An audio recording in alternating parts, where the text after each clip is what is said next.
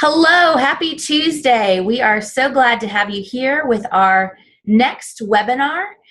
Today, it is my pleasure to introduce you to Laura Sanders, Director of Residential Communities here at UA, and she is going to walk us through a little bit about how to help your student navigate roommate conflict.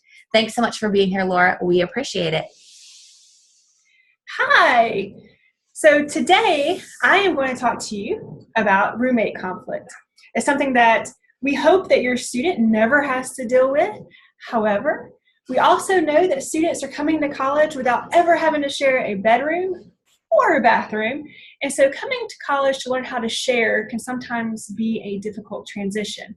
Not only are they learning how to share, but they are also learning how to navigate life at college, navigate living without you, with them 24/7, and just living classes, learning how to live classes, live by themselves. And so there's a lot of transition, which can sometimes create some chaos and some stress in their lives. And so it's normal to have roommate conflicts, and that's why we are going to talk about this topic today.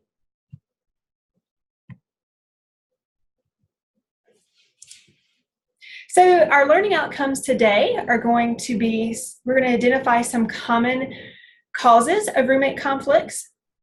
We're going to talk about the process, so when a roommate conflict is occurring, what the student will go through, and then finally how you can then support your student through that process. So our conflict. I have on here Merriam-Webster's definition of conflict, and it talks about being incompatible. So for some reason, if they don't have the same ideas, they don't have the same learning goals, they don't have the same living goals. And this is usually the basic concept of conflict. I think sometimes when we think of conflict, we automatically assume negative. So there's a conflict, it's negative, you're kind of pointing fingers, and it doesn't always have to be that way. Conflict is not always negative. It can be positive too. So we want our students to go through conflict so that they can learn and grow from that conflict. Students are going to have to learn to live together. And so going through that conflict and learning how to get to the other side of it is going to help them be successful in their career, when they move off campus to an apartment and they're having to live with others. As they get older, think about all of the people that you have lived with over the years through roommates, through significant others. And so you're going to have to learn how to manage conflict so that you can be a better person overall. So top reasons for roommate conflicts. These are not the only reasons for conflicts. However, for the most part, these are our top reasons. So cleanliness is number one. As you can see in the picture, sometimes people don't know where they are on the cleanliness scale. Maybe when they lived at home with you, they were very clean, but then they have experienced freedom and they want to put their shirts everywhere and they want to put their notebooks everywhere. And so being able to know how their cleanliness affects others, or how to clean their room in general. And so cleanliness is usually the number one. It can be, as the picture shows, the chaos of the room. It could also be little things like taking out trash, leaving toothpaste in the sink, leaving dishes in the sink. It could be all types of different things, cleanliness. For visitors, we get this a lot because maybe they are having friends come over for a study group. Maybe they are wanting their best friend to come visit and stay the night, or various reasons. Visitors can sometimes cause conflict, and it kind of goes into the second or the third bullet for respect for study time. They may not always talk to their roommates about having guests, and so having those conversations help because they can learn, okay, when can I have my guests over? When is a good time? Do you have a big test coming up that you may need to study for so I don't maybe have guests over? And so having those conversations will help in the future to kind of take away some of those roommate conflicts. Difference in sleep schedule. I go to bed at 9 p.m. I understand some of our college students, they may stay up till 10, 11. They may actually stay up till 1, 2, 3 o'clock in the morning. And then they can get up at 8 o'clock in the morning and go to class and not have any worries in the world. For me, when I was in school, I needed just a little bit more sleep than that.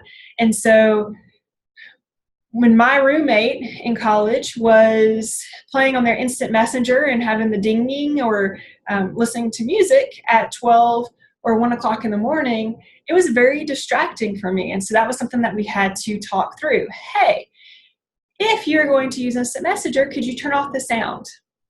Or can you do this elsewhere? And so having those conversations can sometimes help, because when you don't have sleep, sometimes your whole mood can change.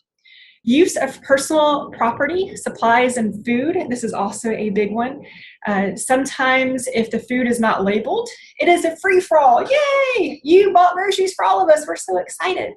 And so having the conversation of, hey, if my food is in this cabinet, it is off limits. Or if it has my initials on it, it is off limits. And understanding what, as roommates, you can share. So is it okay to share toothpaste? Is it okay to share toilet paper or water or whatever you may buy? Is that okay? Clothes and shoes are also a big item for sharing. Is it okay if I go into your room and borrow an outfit without asking permission? Or do you set boundaries and say, you know what, it's okay, but first, let's have that conversation of how to respect my clothes. And so those are always big items as well. Lastly, air conditioning. I think that once they get here, they have the ability to change their own air conditioning. That can sometimes be a factor for a roommate conflict as well. A lot of our students want it to be very cold, and the other side of the spectrum, to 80 degrees, which is very hot. And so be able to learn how to live and what temperature is comfortable for them. I think that sometimes the air conditioner could be the result of a kind of a passive aggressive stance. So when one student comes in, they turn it to really cold. And then when they leave, the other student turns it to really hot. And then it's like a war of the air conditioning. So we want to make sure that our students are talking about those type of things to make sure that it does not get to that next level.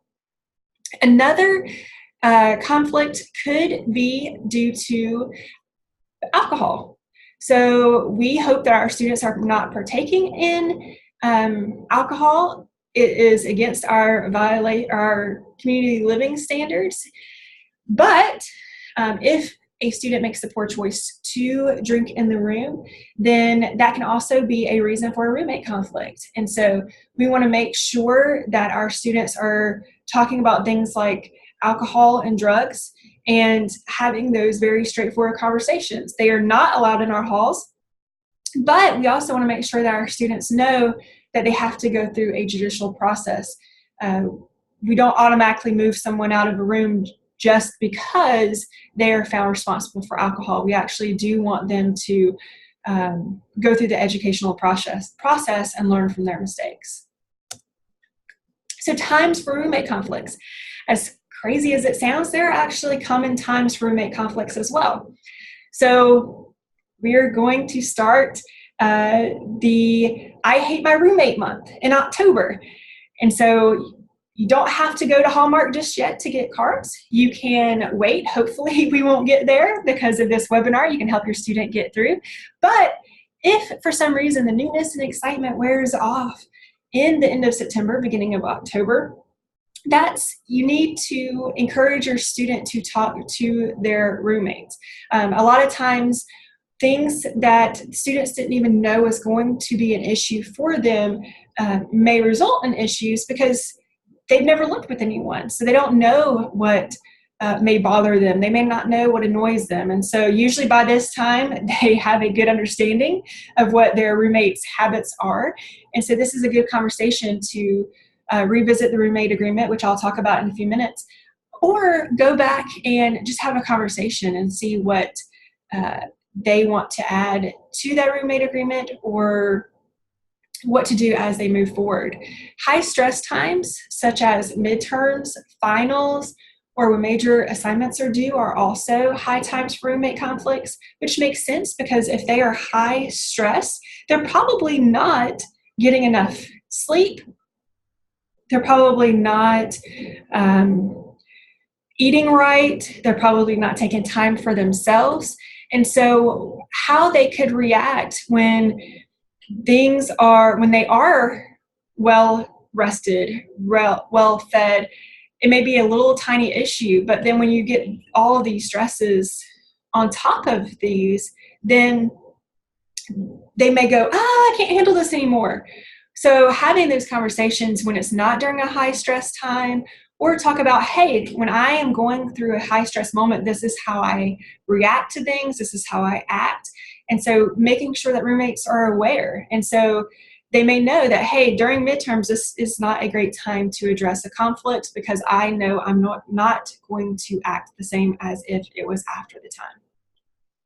Before long breaks, so fall break, Thanksgiving, winter break, especially winter break when they're going home for a long period of time, you all are excited because your student is coming home and you're going to be excited to see them.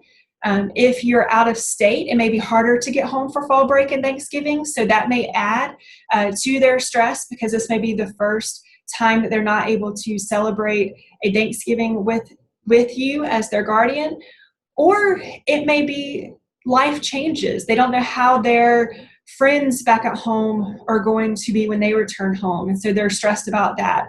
Or they may be nervous about flying home or about driving home. And so these type of times can cause high stress for a student, which then kind of multiplies the reaction of just a normal conflict.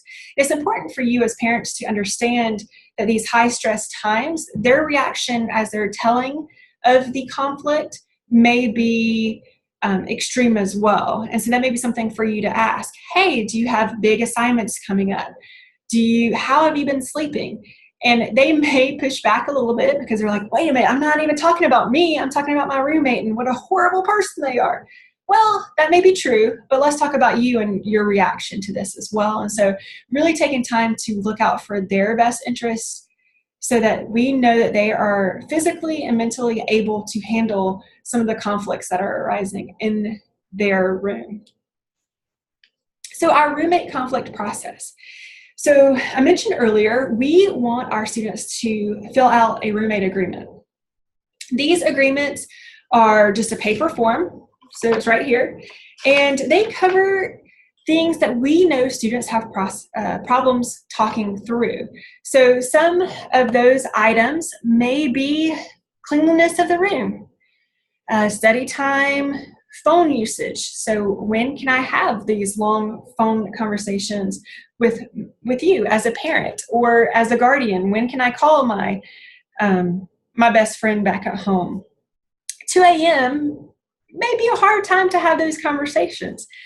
And so when is it okay to be on the TV or the computer? When do we want to watch games together? When can we have visitation and guests come over? What is the communication? So this is the big part that is sometimes not gone over at first. And so these are questions such as, what do we want when we are stressed or upset? Is there a problem between us? We'll solve it by. And so having these conversations before there is a problem is very helpful because then students have a foundation to go back to. How do we want to be communicated with when there's violations of this agreement? So we're putting that on the table from the very get-go. What do we want to talk about if something is bothering us or if a conflict arises? And then I always want our students to, if for some reason this is violated, then how are we going to handle that? What are we going to do when someone breaks the contract? And most of the time it is not because it's not intentional. It is because, as I mentioned before, it's a high stress time. And so they revert to their cleanliness from before, or they revert to eating because that's their coping mechanism, or whatever the case may be. And so those things may pop up again because of high stress times. And so how are we going to handle it if those types of situation occurs? These are available through they're available through your RA, your FA, or your community director. And so they have these forms. They are duplicate. And so when you fill out the front side, you actually get the second copy to keep in the room. I've gone through many rooms, and they actually keep it on their refrigerator. And so they can revisit it from time to time, and I strongly encourage that. So that's the first step. If for some reason your student has not completed a roommate agreement, please encourage them to do so because it is definitely very helpful. It doesn't matter if they already have a conflict brewing or if maybe this is a preemptive step before that conflict arises. And so go to the roommate agreement. We can have a staff member in there with them while they fill it out. If your student may not feel comfortable addressing some of those conflicts right now, our staff are trained. They're able to go in there and they will help. Now, it kind of goes into the second part of mediation. And mediation can be uncomfortable, and that's okay. We want our students to be able to talk to each other and to talk whatever issues they have. And so the first step, roommate agreement, and then we bring all the students into a room and talk about the issues. Now, our staff will sometimes talk to each individual student separately so they know what issues there are before they go into the room. And then they will actually bring up those issues in the conflict without saying, oh, Jim, I heard you don't like it when your roommate does this. They will not do that. They will actually say, hey, can we talk about food? How do you want to share food? How do you want to grocery shop? And so they can bring up issues that are occurring in the room without anyone knowing who told that person, the staff member, about the issue. And so we want to be able to help in these types of situations. I will say for mediation, all students need to be there, be present, and be willing to be part of the conversation. It can be very difficult when a student has issues, but they don't want to talk about it, and so they stay silent, and then you have this roommate agreement where not all 4 people were part of the process. And so we want to be able to help all of the students and encourage them to be active in the process. So part of the mediation is that we will be revisiting the roommate agreement. As I mentioned earlier, one of the items is if a roommate does not follow this agreement, we agree to. I think this is very important because we do not encourage putting on the agreement that if they violate the agreement, then that person moves out, because what happens is it becomes a he said, she said type of thing, or they said, and we don't want to be pointing fingers. And so we really want our students to think through, hey, if you violate this agreement, we are going to come together again as a room and talk about it, or I'm going to bring it to your attention. I am going to let you know that this bothered me and how we can handle this situation moving forward. Now, at the very last step, we want students to be able to live together. We want students to be able to learn from this process. However, there are times where people just aren't good roommates to each other. They could be great people, but living together is just not the best place for them. And so we have a room change process. And so if your student does not want to stay in the room, then they can request a room change. They can go to our website and fill out our room change form. We have 2 different times for room changes. We have a room change process right now going on through the middle of October, and then again in November. And so we will make sure that our students, if you are not comfortable in your room, or if you just feel like you're just not the best roommate, then we can move you into another room. If space allows us, then we can look and give you options of what other spaces are available on campus, and you can move to the new space. Now, as you notice, I am saying things like you or the student if the student doesn't want to move. I say that because sometimes we have 3 students who will come to our office and be like, we don't like this person, we want them to move out. They are hard to live with. Generally, in that case, that student does not know that they are the problem in that room. And so 1, we want to talk about it. But 2, it's also not fair to that student to be like, that person sucks, we want them out. No. We will not move anyone else just because it may be a 3 against 1 or they just aren't living together. If you are not comfortable in your space or if you do not want to live in that space, we will be happy to move you, but we will not move others. So that is a very important note to make note of, is because we do not want to force others to move, but we do have space, or when we do have space, we are happy to help you move to a new room and learn how to then live with that new room. And so we will do a roommate agreement in that new room and make sure that you are set up for success for the rest of your semester. So how do you support your student through this process? You now know the process. You now know some of the common occurrences of roommate disagreements. What is your role? We want you to support and encourage your students to be part of the roommate mediation. They may come to you and say, I do not want to be part of the roommate mediation. I don't want to be a part of this. I want to get out. Or my roommate is horrible and I want them to move and this is just the worst thing ever. How can we help support the student? So we want to encourage them to be part of the conversation and the mediation. One way to do that is encourage your student to use I statements. So it is very easy to go into a mediation, especially if feelings are high and emotions are high, and be very accusatory. You did this to me. When you do this, I hate it. Or using those you statements can be very accusatory. And so we encourage your student to use I statements. I feel this way when I saw this.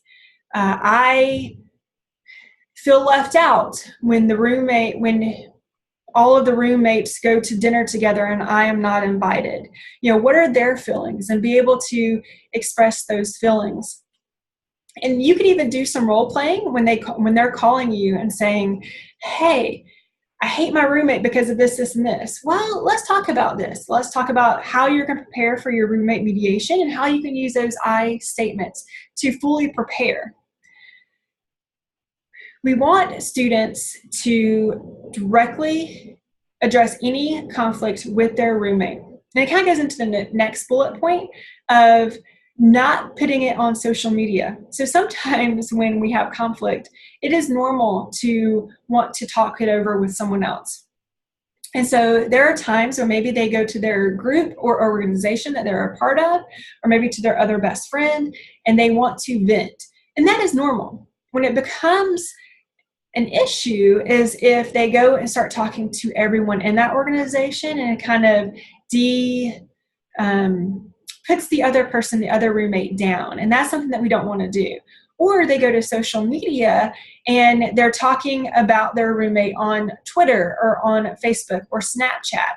And we don't want that to happen, because a lot of times the student themselves that may be at the center of the conflict doesn't even know that they're at the center of the conflict. And so we want them to address it to them directly or to the room directly, and not bring other outside influences into the conversation, because then it just makes it into a whole nother situation that it escalates the situation, and we don't want that to happen. And so really encourage your student, one, be a part of the mediation, use I statements, but also talk to the person directly, because they don't need to air their issues out to other people. And finally, encourage your student to find healthy ways to de-stress. So we know that students are in high stress times, as I mentioned earlier, for example, during midterms, during finals, during those times where they aren't taking care of themselves properly, that they're going to have a heightened sense of stress. They're going to react to things differently. And so find ways that they can kind of de-stress, ways that could be going to the rec center to exercise, getting a good meal at the dining hall, writing in their journal, writing a poem, whatever the case may be. Find ways to get their emotions out before their feelings and they escalate the situation when it didn't really need to be. And so if they feel like they may not be able to talk to the roommate at that time because they're not in a good emotional or physical place, this will allow them to get to that extra point to maybe they can de-stress and come back when they are in a better place. So we want to make sure that your student is set up for success. We want to make sure that they are in a great living environment and they're doing great in their academic and their classes. And so we want them to be able to live with others successfully. And now all these ways are just great ways for you to help support your student and kind of understand the process a little bit more of what your student is going to go through. If you have any questions, please let us know, and we're happy to help in any way that we can. Thank you so much, Laura. We hope that you had great information, got great information. The only other thing that I would add is sometimes students don't realize that they are part of the issue. Yes. And so having real conversations with your student about how are they contributing to this roommate conflict is oftentimes really helpful, so that they can also own up to their own behavior, because you know how it's like to live with your student, and sometimes they aren't always pleasant to live with. And so having that realistic conversation with your student about how they contribute and are part of these conflicts is really helpful as well, to have that even before the mediation happens. We do encourage you to go ahead and post any questions that you might have in the comments below, or direct message us with those comments or questions that you might have. And as Laura mentioned, the housing office is ready and willing to walk through any of these additional conversations that you need to have in order to best support your student, because they're the ones who really should be having these conversations, are the students. That while we appreciate your support of your student throughout these roommate conflicts, that really the only people who can solve the conflicts are the students who live in each of the suites or the rooms. And so we hope that you will get whatever support you need in order to better support your student. We thank you again for joining us. Next week, we will, our webinar will be focused on the search for off-campus housing and what to consider before signing a lease. And so we hope that, we know that a lot of times families already start thinking about off-campus housing for next year, whether they're going to move from one off-campus housing location to another, or their student is currently living on campus and is going to navigate that transition to off-campus housing. And so we will have Janine McGee here with us to talk through those transitions and what to consider and how to search for off-campus housing. Thanks so much. We are so glad that you joined us. Have a great day and roll Tide.